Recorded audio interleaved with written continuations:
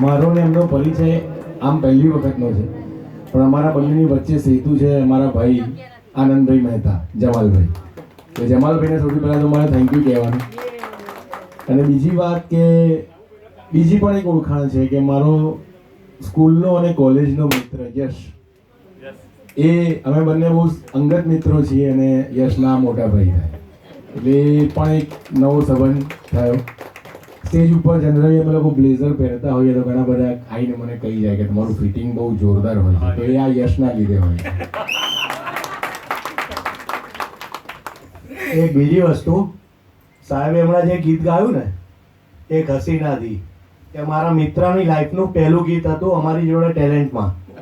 દિનેશ હોલમાં એ ટેલેન્ટ હતું, અમારી જોડે કોલેજમાં હતા અને એનું પહેલું ગીત એ હતું. એટલે મારી એક થોડી ફરમાઈશ છે કે એકાદી વસ્તુ એ બી ગાય અને પછી અભિજીતભાઈ પોતાનું બી સારું ગીત ગાય.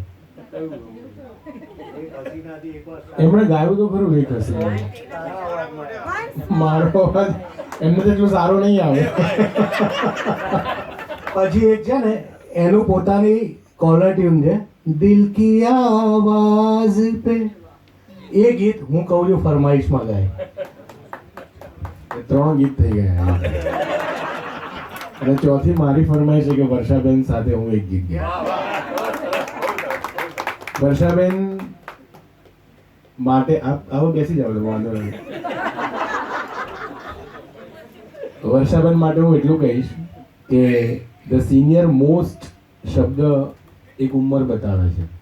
અમે લોકો જનરલી બોલતા હોઈએ તો અમુક લોકો અમને આવીને કહે કે ભાઈ આ સિનિયર મોસ્ટ નહીં વાપરવાનું, અમે હજુ જવાન છે, અમે ગાઈએ છીએ. એ વાત એમની સાચી પણ છે કે આ ઉંમરે અમુક લોકોની વાત છે, જો ગાઈ શકતા હોય તો એ જવાન જ હોય, તો જ અમે અહીંયાથી અવાજ બહાર આવે, અધરવાઇઝ પોસિબલ નથી. તો વર્ષાબેનનો એકચ્યુઅલ જાદુ જે અમે લોકોએ જોયો છે તમારામાંથી કોઈએ નહીં જોયો હોય. વર્ષાબેન જ્યારે પહેલાં કેવું હતું કે બહારગામ શો થતા હતા ત્યારે ટીમ સાથે લોકો એક જ બસમાં જતા હતા. અત્યારે હવે બધું એવું થયું કે હું મારી ગાડીમાં આવીશ, હું મારી રીતે આવીશ, હું પહોંચી જઈશ, મને રૂમ જોઈશે. પહેલાં એવું કંઈ હોતું નહીં, એક ટીમ વર્ક થતું હતું. તે વખતે વર્ષાબેન બસમાંથી નીચે ઉતરે એના માટે જે તે શહેરના લોકો, ઓડિયન્સ રાહ જોઈને એમને વેલકમ કરવા ઊભા રહેતા હતા. એ એમનો જાદુ હતો.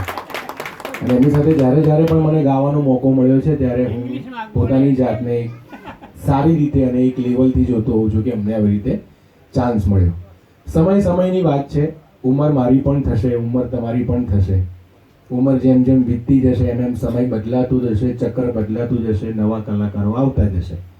પણ જે લોકોએ એક પાયો નાખ્યો છે, જેના લીધે અમે લોકો કમાઈ રહ્યા છે જૂના ગીતો પર, એ લોકોને અમે ક્યારેય ભૂલી ના શકીએ. Thank you.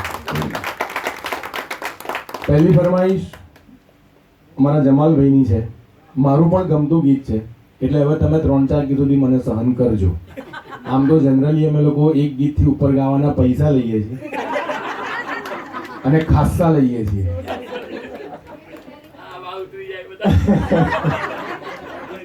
પણ ભાઈ છે મારો મિત્ર છે અને મિત્રનો ભાઈ છે, એટલે આજે માફ. આ મારા તરફથી ગીત. અંકલ આ તમારા માટે.